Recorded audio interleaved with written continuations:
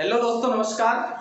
मैं हरीश कुमार आपके अपने YouTube channel HR study point पर आपका हार्दिक स्वागत करता हूं, वेलकम करता हूं। राम राम दोस्तों, जय श्री कृष्णा, राधे राधे। कैसे हैं सब लोग? उम्मीद करता हूं कि बहुत अच्छे होंगे।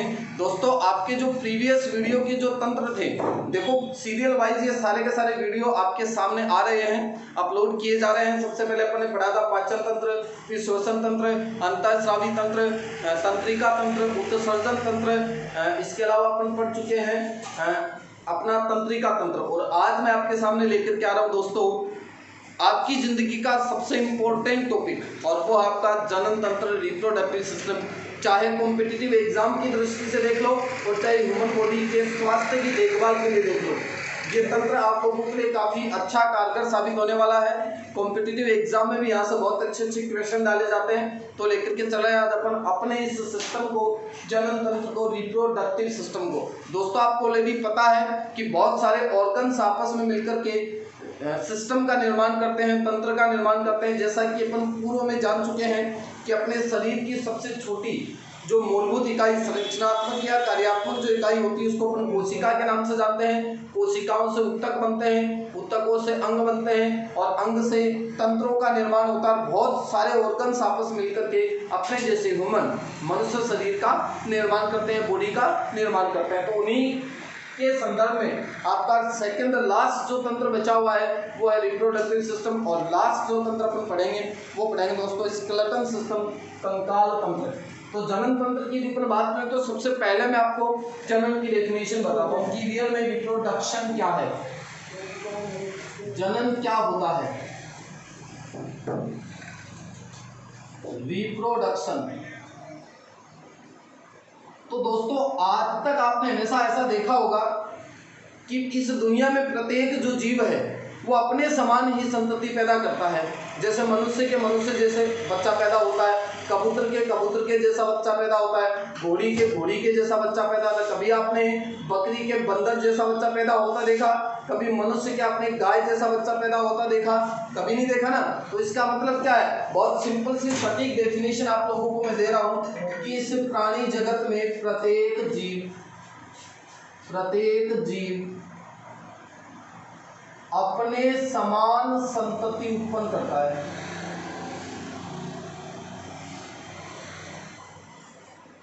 क्या करता है दोस्तों?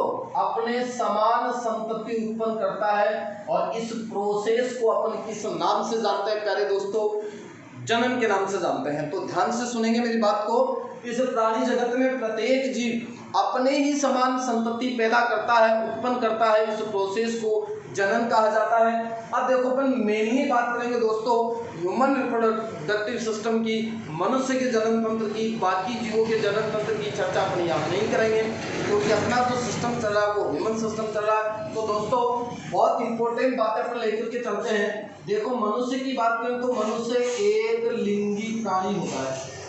किस प्रकार का प्राणी होता है? एक लिंगी प्राणी।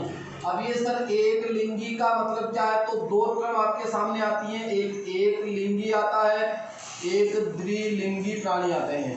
एक लिंगी और द्विलिंगी प्राणी दोनों में किस बात का अंतर है? एक छोटी सी बात मैं आपको पहले बता देता हूँ। मनुष्य के अंदर नर जननांग और स्त्री के अंदर मादा जननांग पाए जाते हैं। नर में तो क्या पाए जाते हैं? नर जननांग उपस्थित होते हैं। और मादा के अंदर क्या उपस्थित होते हैं? मादा जननांग उपस्थित होते हैं। नर जननांग की अपन बात करें तो यहाँ मूलभूत जो आपकी ग्रंथि आती है दोस्तों वो आती है टेस्टिस, वृषण। और मादा जननांगों की बात करें तो मूल जो आपकी जनन ग्रंथि आती है वो है ओवेरी, अंडाशय। तो ये पॉइंट आप लोगों के लिए विशेष है। जैसा कि अपन ने बात की थी एंडोक्राइन सिस्टम में, अंतःस्रावी तंत्र में मैंने आपको ये दोनों ग्रंथियां नहीं पढ़ाई थी। तो आज अपने इस टॉपिक के अंदर इन ग्रंथियों के द्वारा सीक्रेट होने वाले हार्मोन्स की भी बात करेंगे कि टेस्टिस से कौन से प्रकार का हार्मोन सीक्रेट होता है और ओवेरी से कौन कौन से प्रकार के हार्मोन सीक्रेट होते हैं, उनका वर्क क्या है, उनका फंक्शन क्या है। तो नर के जननांग नर जननांग कहलाते हैं, जिनका मुख्य जो ऑर्गन है वो है दोस्तों वृषण। और मादा यानी कि स्त्री के जो जनन अंग है उनको मादा जननांग के नाम से जानते हैं, जिनके अंतर्गत मुख्य जो मेनली अपन डिस्कस करेंगे वो है ओवेरी, अंडाशय। तो ध्यान से सुना, एक लिंगी प्राणी कौन से होते हैं और द्विलिंगी प्राणी कौन से होते हैं। तो एक लिंगी प्राणी की यदि बात की जाए तो साथियों ऐसे जीव या ऐसे प्राणी जिनमें केवल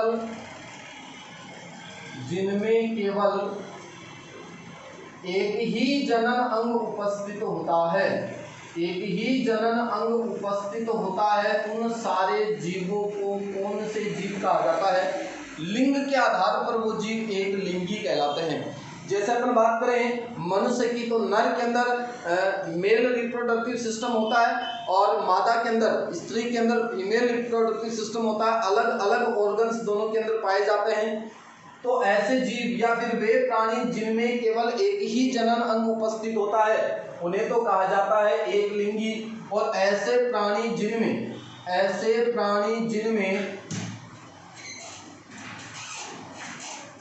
दोनों जनन अंग उपस्थित होते हैं, दोनों जनन अंग उपस्थित होते हैं, मेरे कहने का मतलब यह है नर जननांग भी उपस्थित होंगे और मादा जननांग भी उपस्थित होंगे। एक ही जीव के शरीर में दोनों प्रकार के जनन अंग उपस्थित होते हैं तो उनको अपन द्विलिंगी प्राणी कहते हैं। जिसका सबसे अच्छा एग्जाम्पल आता है साथियों केंचुआ, जिसका जूलॉजिकल नेम होता है फेरेटिमा पोस्थुमा। और ये क्वेश्चन बड़ा ही इंपॉर्टेंट है, काफी बार पेपर में आ चुका है। क्या क्वेश्चन निकलता है? एक तो केंचुआ एक विशिष्ट प्रकार की खाद तैयार करता है और उस खाद का नाम क्या है दोस्तों? वर्मी कंपोस्ट खाद। कौन सी खाद बनाता है केंचुआ? वर्मी कंपोस्ट खाद तैयार करता है। और ये वर्मी कंपोस्ट खाद तैयार करने की जो प्रोसेस है उसे वर्मी कंपोस्टिंग कहा जाता है। किस नाम से जानते हैं? वर्मी कंपोस्टिंग के नाम से जानते हैं। दूसरा आता है केंचुआ पालन की क्रिया। तो केंचुआ पालन की क्रिया क्या कहलाती है दोस्तों? वर्मी कल्चर कहलाती है।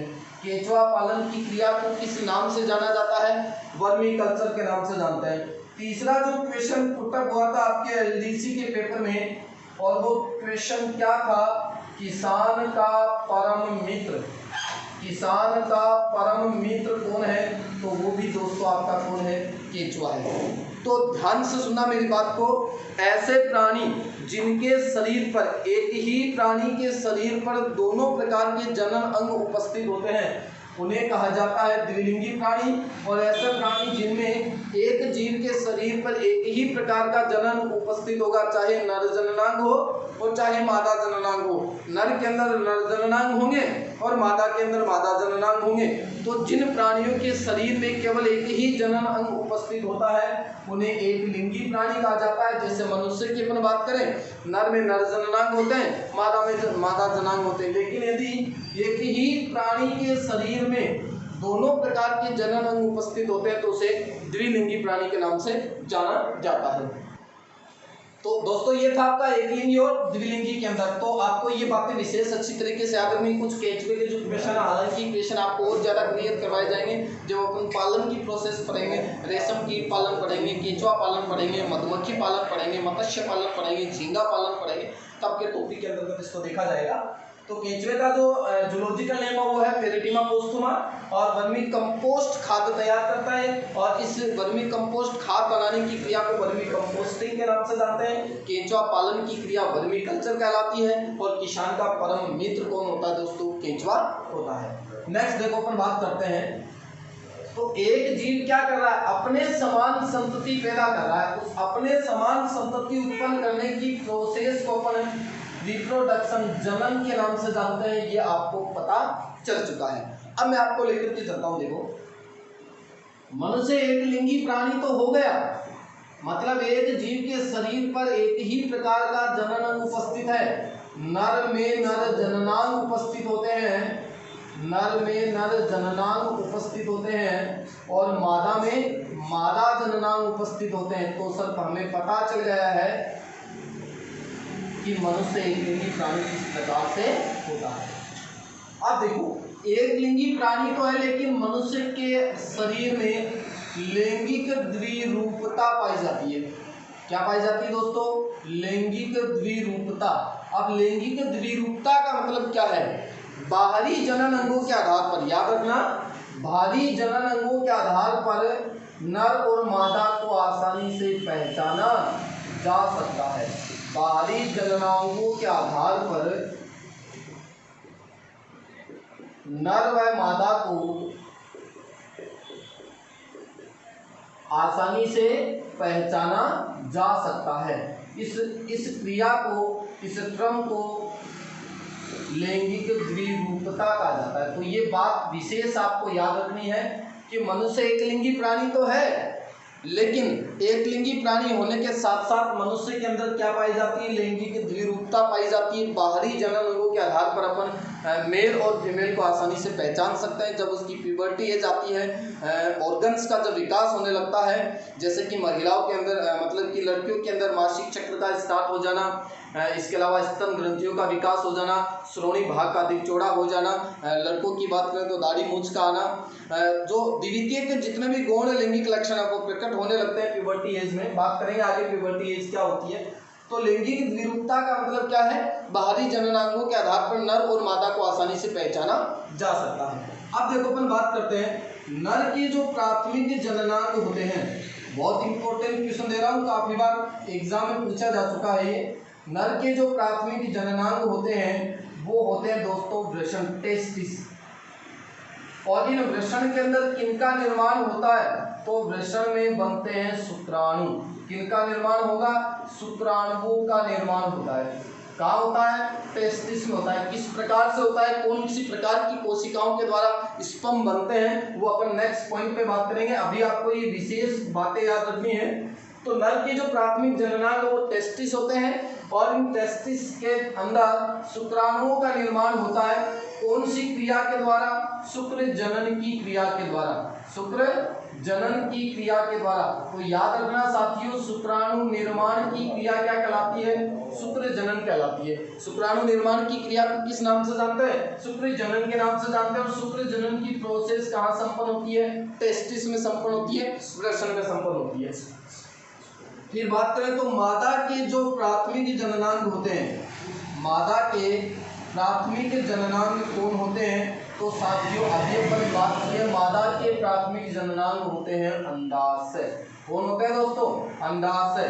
और अंडाशय में किनका निर्माण होता है, तो अंडाशय में सर अंडाणुओं का निर्माण होता है। अंडाशय में कौन बनते हैं, अंडाणु बनते हैं। और अंडाणु निर्माण की क्रिया को कहा जाता है अंडजनन। क्या कहा जाता है, अंडजनन। देखो आपको कहीं भी रेक्टिफिकेशन करने की आवश्यकता नहीं है। ये जो अंडाणु और शुक्राणु बने हैं, इन दोनों को कहा जाता है दोस्तों युग्मक। क्या कहते हैं, युग्मक कहते हैं। इनको गेमिट कहा जाता है। और युग्मक निर्माण की जो क्रिया है उसे गेमिटोजेनेसिस, युग्मक जनन कहा जाता है। क्या कहा जाता है, युग्मक जनन, गेमिटोजेनेसिस के नाम से अपन इसको जानते हैं। तो याद रखना नर के प्राथमिक जननांग कौन होते हैं, वृषण होते हैं। और वृषण में शुक्र जनन की क्रिया के दौरान शुक्राणुओं का निर्माण होता है, या फिर यूं कहें शुक्राणु निर्माण की क्रिया क्या कहलाती है, शुक्र जनन कहलाती है। और शुक्र जनन की क्रिया कहाँ संपन्न होती है, तो वो टेस्टिस में संपन्न होती है, वृषण में संपन्न होती है। और वृषण किसका भाग है, नर का है कि मादा का, तो वृषण किसके भाग होते हैं दोस्तों, नर के भाग होते हैं। मादा के प्राथमिक जननांग अंडाशय होते हैं, ओवेरी होती है, और ओवेरी के अंदर अंडाणुओं का निर्माण होता है। और अंडाणु निर्माण की क्रिया को कहा जाता है अंडजनन। तो आपसे पूछा जा सकता है अंडजनन की क्रिया कहाँ संपन्न होती है, अंडाशय में होती है। शुक्र जनन की क्रिया कहाँ संपन्न होती है, टेस्टिस में संपन्न होती है।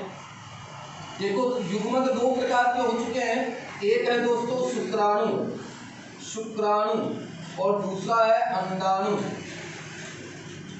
अब देखो शुक्राणु होते हैं नर युग्मक, शुक्राणु नर युग्मक कहलाते हैं। और अंडाणु होते हैं दोस्तों मादा युग्मक।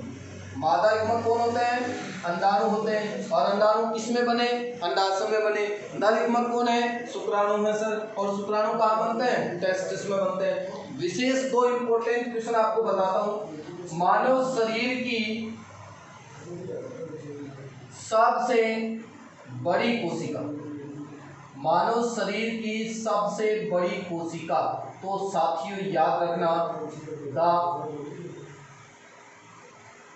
लार्जेस्ट जो सेल होती है, सॉरी सबसे बड़ी जो कोशिका होती है वो आपके अंडाणु होती है, और शरीर की सबसे छोटी कोशिका, सबसे छोटी कोशिका ये होती है साथियों शुक्राणु।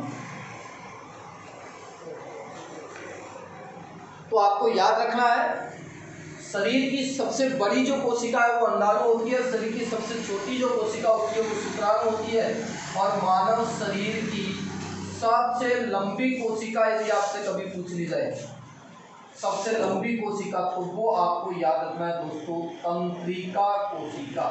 तंत्रिका कोशिका को क्या कहा जाता है? न्यूरॉन कहा जाता है। क्या कहा जाता है? न्यूरॉन कहा जाता है। तो ये 3 क्वेश्चन आपकी इस टॉपिक के साथ और इम्पोर्टेंट निकलते हैं। मानव शरीर की सबसे बड़ी कोशिका अंडाणु हो गई, मानव शरीर की सबसे छोटी कोशिका शुक्राणु हो गई, और मानव शरीर की सबसे लंबी जो कोशिका होती है दोस्तों वो तंत्रिका कोशिका होती है, न्यूरॉन होती है, जिसका अध्ययन अपन ऑलरेडी तंत्रिका तंत्र में पढ़ चुके हैं। अब देखो अपन बात करें तो ये पॉइंट विशेष आपको अच्छी तरीके से याद रखना है। नर के प्राथमिक जननांग वृषण है, और मादा के प्राथमिक जननांग अंडाशय है। वृषण में शुक्र जनन की क्रिया के दौरान शुक्राणुओं का निर्माण होता है, जबकि अंडाशय में अंड जनन की क्रिया के दौरान अंडाणुओं का निर्माण होता है। देखो साथियों, नर युग्मक जो शुक्राणु होते हैं वो गतिशील होते हैं, ये बात भी आपको याद रखनी है। नर युग्मक शुक्राणु गतिशील होते हैं, जबकि मादा युग्मक जो अंडाणु होते हैं वो अगतिशील होते हैं, मूवमेंट नहीं करते हैं, वो गति संपन्न नहीं करते हैं। आपको विशेष इन पॉइंटों को याद करके रखना है। अब देखो अपन बात करते हैं, 3 विभाजन आते हैं। एक आता है असूत्री विभाजन, असूत्री विभाजन। एक आता है दोस्तों समसूत्री विभाजन, समसूत्री विभाजन, और तीसरा आता है अर्धसूत्री विभाजन, अर्धसूत्री विभाजन। विभाजन का मतलब क्या है? डिवाइड होना। देखो ध्यान से सुनना, तीनों में आपको नाम दिख रहा है विभाजन विभाजन विभाजन, और विभाजन का मतलब क्या होता है? डिवाइड होना, खंडों में परिवर्तित होना। देखो सूत्री का मतलब आपको याद रखना है गुणसूत्र। सूत्री का मतलब क्या याद रखना है? गुणसूत्र। बहुत सटीक तरीके से आपको मैं इनकी डेफिनेशन बता रहा हूँ, हमेशा के लिए आपको याद रह जाएगी। विभाजन का मतलब डिवाइड होना, सूत्री सूत्री सूत्री, सूत्री का मतलब क्या है? गुणसूत्र है। तो असूत्री का मतलब क्या हो गया? जहाँ पर गुणसूत्रों की कोई आवश्यकता नहीं होती है। तो ऐसा विभाजन जहाँ गुणसूत्रों की कोई आवश्यकता नहीं होती है उसको असूत्री विभाजन के नाम से जानते हैं। सम, सम का मतलब क्या होता है? सर सम का मतलब समान होता है। अर्ध का मतलब क्या होता है? अर्ध का मतलब आधा होता है। सम का मतलब क्या होता है? समान होता है। अर्ध का मतलब क्या होता है? आधा होता है। तो इनकी क्या डेफिनेशन अपन निकालेंगे, तो ध्यान से सुना दोस्तों। मदर सेल से बनती है डॉटर सेल। मदर सेल से क्या बनती है? डॉटर सेल बनती है। मातृ कोशिका से पुत्री कोशिकाओं का निर्माण होता है। जैसे आप सभी को पता है कि मनुष्य के शरीर में गुणसूत्रों की संख्या, या मनुष्य में गुणसूत्रों की जो संख्या है वो 23 जोड़ी होती है, 46 होती है। 23 जोड़ी का मतलब 46 गुणसूत्र पाए जाते हैं, क्योंकि गुणसूत्र हमेशा जोड़े में होते हैं। तो आपको याद रखना है मनुष्य में गुणसूत्रों की संख्या 23 जोड़ी, या फिर आपसे वो कभी संख्या पूछ ले तो कितनी याद रखनी है दोस्तों? 46। और ये क्वेश्चन पूछा जा चुका है फर्स्ट ग्रेड के पेपर में। अभी अभी जो फर्स्ट ग्रेड पॉलिटिकल साइंस का जो पेपर लगा था, उस पेपर के फर्स्ट पार्ट में ये सिंपल सा बहुत साधारण सा क्वेश्चन आया था कि मानव में गुणसूत्रों की संख्या कितनी होती है? तो कितनी होती है दोस्तों? 46 होती है, 23 जोड़ी होती है। तो देखो, मातृ कोशिका से बनती है पुत्री कोशिकाएं, मदर सेल से डॉटर सेल का निर्माण होता है। अब ध्यान से सुनना मेरी बात को। समसूत्री का मतलब क्या है? मदर सेल में जितने गुणसूत्र हैं, मातृ कोशिका में गुणसूत्रों की संख्या और पुत्री कोशिका में गुणसूत्रों की संख्या यदि बराबर है, समान है, किस किस में? मातृ कोशिका mother cell and daughter cell पुत्री कोशिका में गुणसूत्रों की संख्या यदि बराबर है तो उसे समसूत्री विभाजन कहा जाता है। और अर्धसूत्री विभाजन की बात करें तो दोस्तों अर्ध का मतलब क्या है? आधा है। मतलब डॉटर सेल में जो गुणसूत्र होंगे वो मात्र कोशिका से क्या हो जाएंगे, हाफ हो जाएंगे। क्या हो जाएंगे, आधे हो जाएंगे। तो ऐसा विभाजन जिसमें मात्र कोशिका और पुत्री कोशिका में गुणसूत्रों की संख्या बराबर होती है, समान होती है, उसे समसूत्री विभाजन कहा जाता है। और ऐसा विभाजन जिसमें पुत्री कोशिकाओं में गुणसूत्रों की संख्या मात्र कोशिका में गुणसूत्रों की संख्या से आधी हो जाती है। क्या हो जाती है, आधी हो जाती है, उसे कहेंगे अपन अर्धसूत्री विभाजन। तो आपको डाटा क्लियर हो गए होंगे। अर्धसूत्री विभाजन में आधे गुणसूत्र हो जाएंगे और समसूत्री विभाजन में गुणसूत्रों की संख्या क्या रहेगी दोस्तों, समान रहेगी। समसूत्री विभाजन की क्रिया संपन्न होती है साथियों कायिक कोशिकाओं में, कायिक कोशिकाओं में। और इसका एक बहुत अच्छा एग्जाम्पल आपको मैं दे रहा हूं, घाव का भरना। काफी बार के बड़े बड़े पेपर में क्वेश्चन पूछा जा चुका है, घाव का भरना किस विभाजन का उदाहरण है। तो सोमेटिक जो सेल होती है, कायिक जो कोशिका होती है, कहीं कट लगी, घाव वापस भर गया, तो कायिक कोशिकाओं में कौन सा विभाजन होता है, समसूत्री विभाजन होता है। जबकि जनन कोशिकाओं में, जननी कोशिकाओं के अंदर कौन सा विभाजन होता है प्यारे दोस्तों, तो वो होता है अर्धसूत्री विभाजन। तो ये डाटा भी आपको अच्छी तरीके से याद रखना है, क्योंकि ये इस टॉपिक के पार्ट से बीच बीच में अपन विभाजन की बात करेंगे, तो इसमें मैंने आपको ये क्लियर कर दिया है। अब देखो अपन बात करते हैं, मेन पॉइंट पे आते हैं वापस। प्रजनन रिप्रोडक्शन के कुछ चरण चलते हैं, कुछ स्टेप आते हैं। और दोस्तों यदि आपने वो स्टेप क्लियर कर लिए तो मैं आपको गारंटी के साथ सिखा सकता हूँ, ये बता सकता हूँ कि आपको मेल और फीमेल रिप्रोडक्टिव सिस्टम बहुत आसानी से समझ में आएगा। आप बहुत अच्छी तरीके से सारे डाटा को क्लियर कर पाएंगे। देखो पॉइंट अपना प्रजनन के चरण, प्रजनन के चरण, स्टेप ऑफ रिप्रोडक्शन, मतलब जनन की क्रिया किन किन चरणों में पूरी होती है। तो साथियों जनन की जो क्रिया है वो मुख्यतः 6 चरणों में पूरी होती है। कितने चरणों में, 6 चरणों में, 6 स्टेप में कंप्लीट होती है। और वो 6 स्टेप कौन कौन से हैं, तो आप अपने कमर की पेटी को कसकर बांध लीजिए और मेरे साथ बने रहिए। सबसे पहली प्रोसेस आती है प्यारे दोस्तों युग्मक जनन, युग्मक जनन, जिसे अंग्रेजी में कहा जाता है गेमीटोजेनेसिस, गेमीटोजेनेसिस। तो पहली जो टर्म है, पहला जो स्टेप है, मतलब प्रजनन की क्रिया 6 चरणों में पूरी हो रही है, तो इसमें सबसे पहला जो अपना स्टेप है दोस्तों वो है आपका युग्मक जनन, गेमीटोजेनेसिस। जैसा कि अपन ने अभी बात की है युग्मक, युग्मक की बात करें तो गेमीटोजेनेसिस क्या है दोस्तों, युग्मक निर्माण की क्रिया, युग्मक निर्माण की क्रिया को क्या कहा जाता है सर, गेमीटोजेनेसिस कहा जाता है, युग्मक जनन कहा जाता है। बहुत सिंपल सी है, बहुत नॉर्मल सी डेफिनेशन है, जैसा इसका नाम है वैसे इसकी डेफिनेशन। तो युग्मक बनने की जो क्रिया है, गेमिट बनने की जो क्रिया है, उसे अपन कहते हैं युग्मक जनन। और युग्मक जनन होता है साथियों 2 प्रकार का। कितने प्रकार का, 2 प्रकार का। सर एक तो अभी आपने बताया है शुक्र जनन, शुक्र जनन, और दूसरा बताया है अंड जनन, शुक्र जनन और अंड जनन। तो शुक्र जनन की बात करें तो ये तो प्रोसेस क्या है दोस्तों, शुक्राणु निर्माण की क्रिया, शुक्राणु निर्माण की क्रिया तो कहलाती है शुक्र जनन, और अंडाणु निर्माण की क्रिया कहलाती है अंड जनन। अंडाणु निर्माण की क्रिया क्या कहलाती है, अंड जनन। तो तीनों डेफिनेशन बहुत ही अच्छी तरीके से आप क्लियर कर रहे हैं। युग्मक जनन, गेमीटोजेनेसिस का मतलब क्या है, युग्मक निर्माण की क्रिया। और युग्मक निर्माण की क्रिया कितने चरणों में पूरी हो रही है, 2 चरणों में पूरी हो रही है। एक शुक्र जनन होता है सर, दूसरा अंड जनन होता है। शुक्र जनन में शुक्राणु निर्माण की क्रिया की बात करेंगे अपन, और अंड जनन में अंडाणु निर्माण की क्रिया। तो युग्मक बनने की क्रिया तो युग्मक जनन होगी, शुक्र शुक्राणु बनने की क्रिया शुक्रजनन हो गई और अंडाणु बनने की क्रिया अंडजनन हो गई। शुक्राणु की बात करें तो अभी अपने पढ़ा है शुक्राणुओं का निर्माण किसमें हुआ, वृषण में हुआ, और वृषण में बनने वाले शुक्राणु कहलाते हैं दोस्तों नर युग्मक। क्या कहलाते हैं दोस्तों, नर युग्मक। एक पहली स्टेप यदि आपकी याद रह जाएगी, समझ में आ जाएगी, तो दूसरी स्टेप आप आसानी से समझ पाएंगे।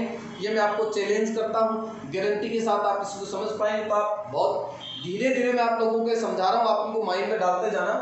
तो शुक्राणु निर्माण की क्रिया शुक्रजनन, और शुक्राणु किस में बने, वृषण में बने, और वृषण में बनने वाले शुक्राणु क्या कहलाते हैं, नर युग्मक कहलाते हैं। इसी प्रकार अपन बात करें तो अंडाणु का निर्माण किसमें हुआ, अंडाशय में हुआ।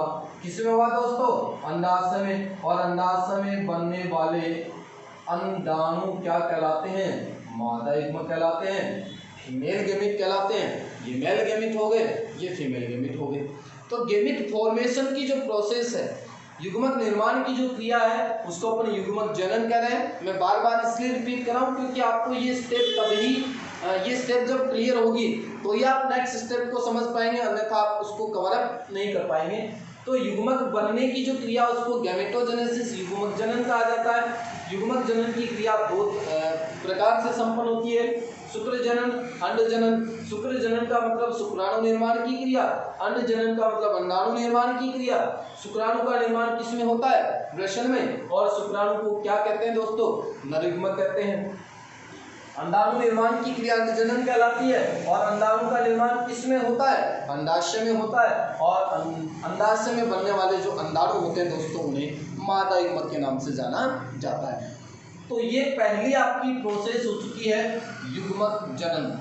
युग्मक जनन, गेमेटोजेनेसिस, सीधा सीधा रखना है, शुक्राणु अंडाणु बनेंगे और इनके निर्माण की क्रिया को क्या बोलेंगे दोस्तों, युग्मक जनन के नाम से जानेंगे अपन। दूसरी जो टर्म आती है दोस्तों वो आती है इंसेमिनेशन, वीर्य सेचन। ध्यान से सुनते जाना दोस्तों, क्योंकि प्रजनन की क्रिया जो 6 चरणों में पूरी हो रही है, यहाँ से काफ़ी इंपॉर्टेंट क्वेश्चन एग्जाम के लिए बनते हैं। तो पहली जो प्रोसेस अपने पढ़ी है वो थी आपकी युग्मक जनन, गेमेटोजेनेसिस, और दूसरी जो टर्म आती है दोस्तों वो है वीर्य सेचन, वीर्य सेचन, इंसेमिनेशन, इंसेमिनेशन। पहली थी आपकी गेमेटोजेनेसिस, गेमेटोजेनेसिस, और दूसरी टर्म क्या है आपकी इंसेमिनेशन है, वीर्य सेचन है। तो युग्मक बन गए, अब क्या होगा, वीर्य सेचन, इंसेमिनेशन का मतलब क्या है, ध्यान से सुनना मेरी बात को। नर के जननांगों से, नर जननांगों से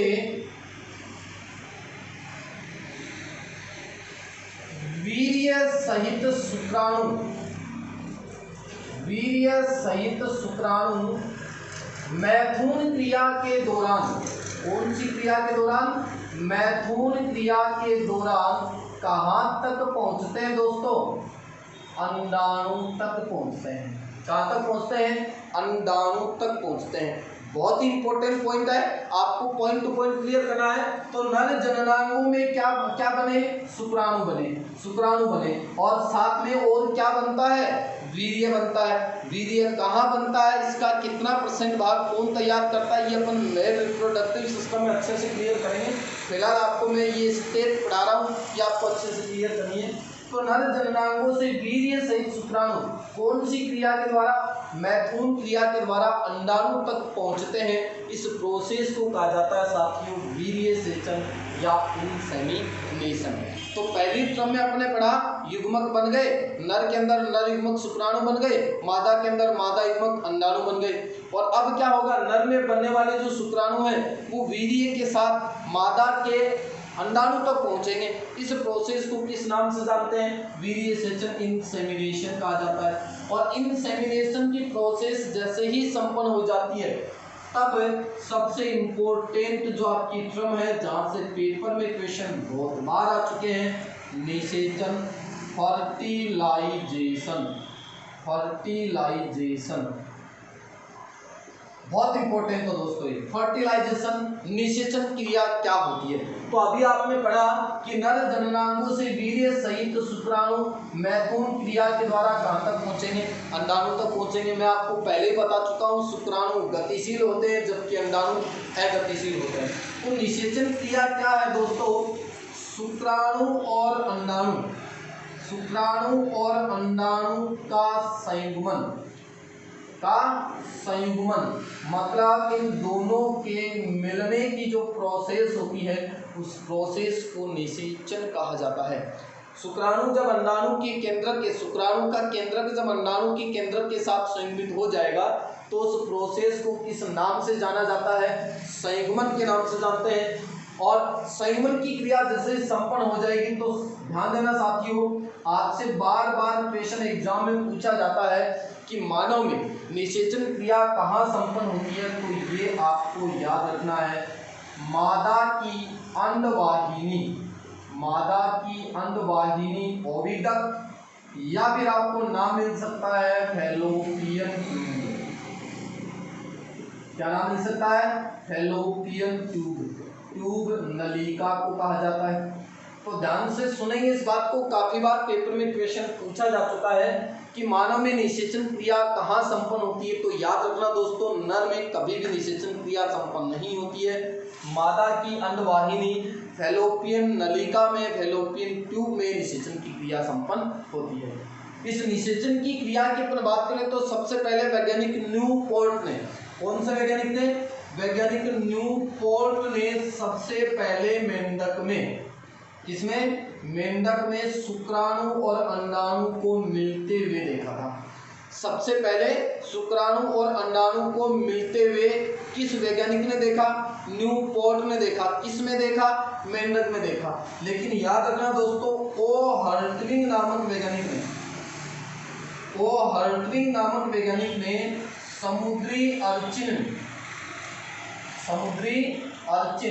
जिसे अपन सी अर्चिन भी लिख सकते हैं, सी अर्चिन, इस समुद्री अर्चिन में सबसे पहले उन्होंने शुक्राणु के केंद्रक को अंडाणु के केंद्रक से जुड़ते हुए देखा था। शुक्राणु के केंद्रक को अंडाणु के केंद्रक से जुड़ते हुए देखा था। किसने, ओ हर्टविग ने। किसमें देखा, समुद्री अर्चिन में देखा। इसलिए ओ हर्टविग को कहा जाता है निषेचन के खोजकर्ता, निषेचन के खोजकर्ता। इसको कहा जाता है, ओ हर्टविग को कहा जाता है।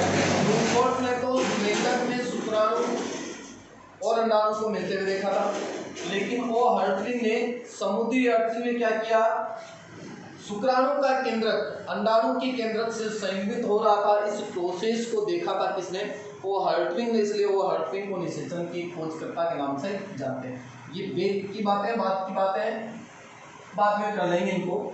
तो पहली प्रोसेस युग्मक जनन, युग्मक बन गए, नर में शुक्राणु बन गए, मादा के अंदर अंडाणु बन गए। वीर्य सेचन में मैथुन क्रिया के द्वारा जो वीर्य सहित शुक्राणु वो अंडाणु तक पहुंचेंगे, और निषेचन में शुक्राणु और अंडाणु का क्या हो जाएगा दोस्तों, संयुग्मन हो जाएगा।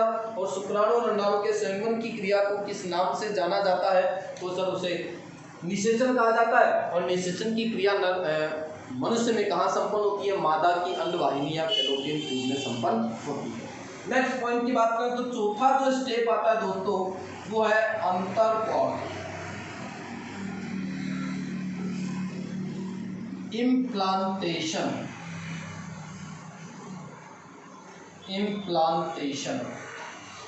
बहुत इंपॉर्टेंट टर्मिनोलॉजी आ रही है आपके लिए।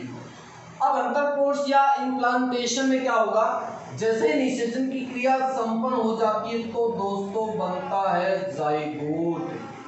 क्या बनता है साथियों, जाइगोट बनता है, युग्मनज बनता है। युग्मक जब आपस में मिल गए, शुक्राणु और अंडाणु जब आपस में मिल गए, इनका संयुग्मन हो चुका है, निषेचन की क्रिया कंप्लीट हो चुकी है। तो निषेचन की क्रिया के कंप्लीट होने के बाद क्या बनता है दोस्तों, जाइगोट बनता है, युग्मनज बनता है। और ये युग्मनज कहाँ बना, तो सर ये मादा की अंडवाहिनी या फैलोपियन ट्यूब में बना है।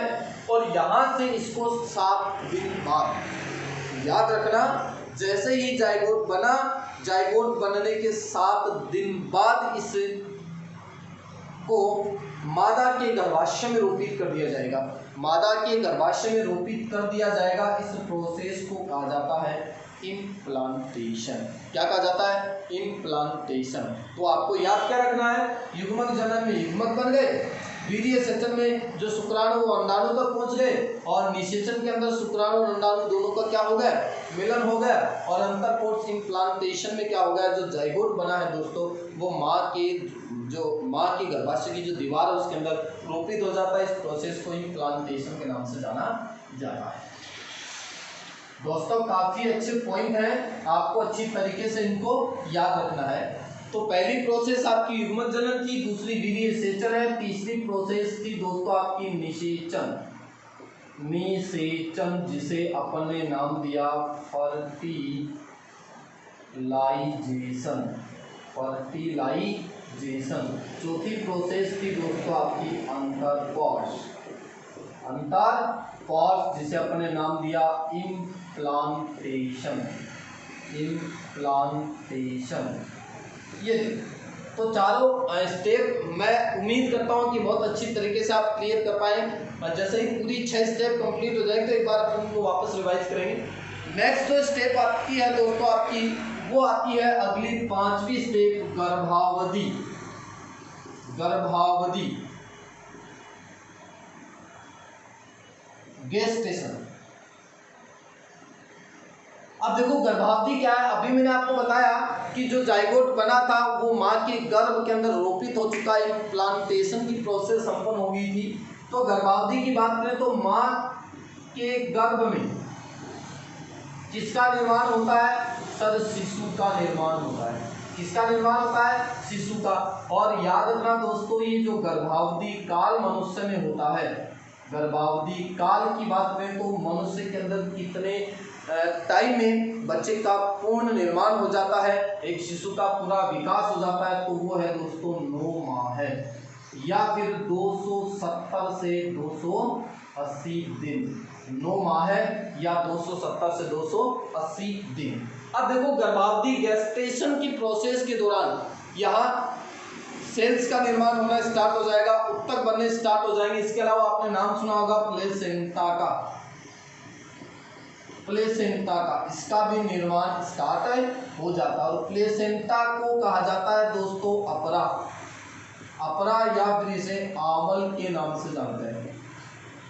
किस नाम से जानते हैं? अपरा या आवल के नाम से जानते हैं। और जो माँ के गर्भ में जो बच्चा पल रहा है, देखो जैसे ही जाइगोट बनेगा तो जाइगोट के बाद जब इसे माँ के गर्भ में ट्रांसफर कर दिया जा रहा है तो ये कहलाता है दोस्तों एम्ब्रायो।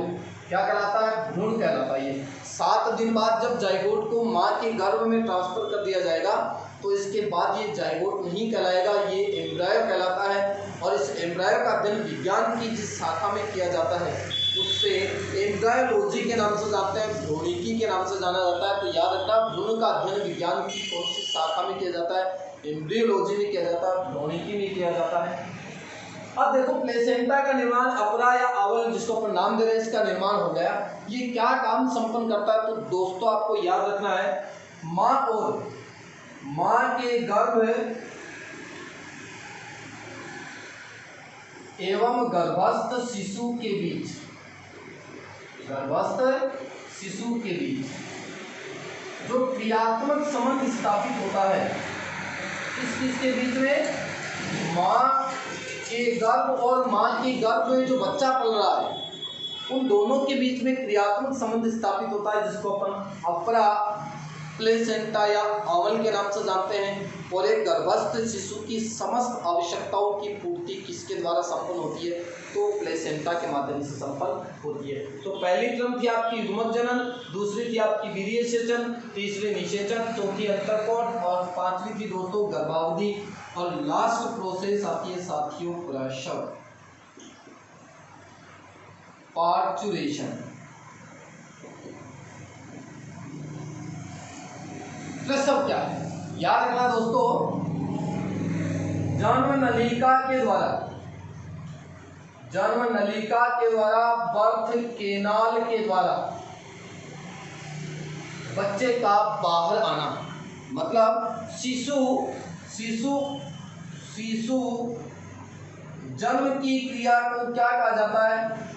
प्रसव कहा जाता है। और याद रखना साथियों, एक विशेष पॉइंट मैं आपका टॉपिक से थोड़ा हट करके बता देता हूँ।